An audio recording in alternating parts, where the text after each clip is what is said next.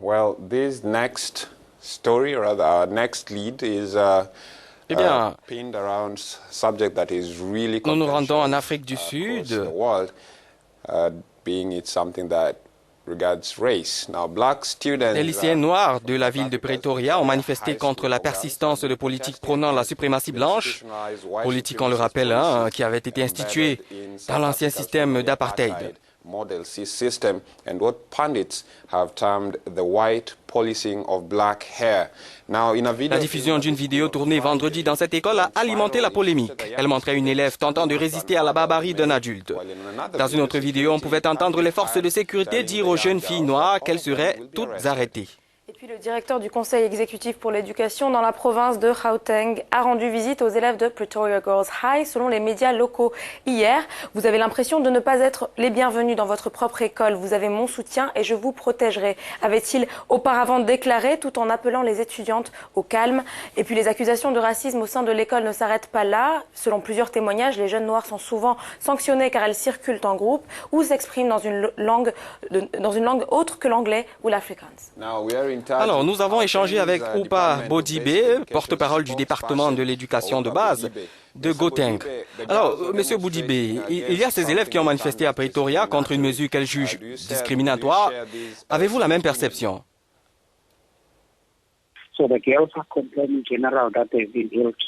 Les filles se plaignent régulièrement de mauvais traitements, que l'école ne s'accommode pas de leur apparence, et elles veulent maintenant que les choses changent. Bien qu'à l'origine le problème posé concernait les cheveux ou la façon de se coiffer, eh bien il est évident qu'on est dans un cas de discrimination. On est dans un cas de victimisation et d'abus. Elles ont énuméré un certain nombre de cas où elles ont été victimes d'abus de la part des enseignants blancs.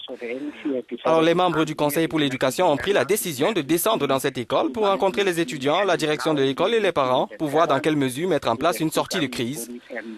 Comment régler le problème en fait. Nous avons pourtant appris que le code de l'école ne fait pas spécifiquement mention aux cheveux crépus.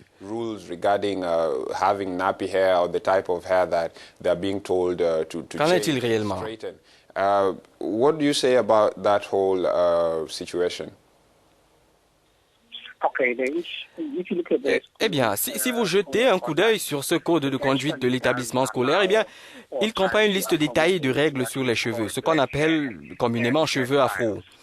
Mais ce qui nous interpelle, c'est la façon dont sont traités les élèves par les enseignants quand ils estiment que les cheveux ne sont pas conformes. Les apprenants estiment qu'on n'a pas à leur imposer un style de coiffure. On ne peut pas leur dire que leur coiffure n'est pas adaptée.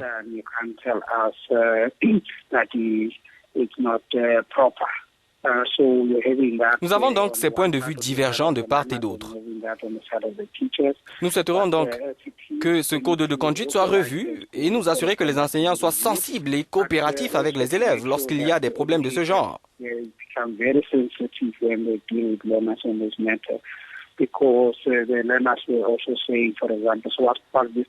Certains élèves ont notamment déploré le fait d'être traités de singes par d'autres appellations peu flatteuses ou des réflexions du genre « tu ressembles à quelqu'un qui porte un nid sur la tête ». Ce genre de choses, bref. Merci, Oupa Bodibe, pour ces dernières clarifications. C'était le porte-parole du département de l'éducation de base de Gauteng en Afrique du Sud.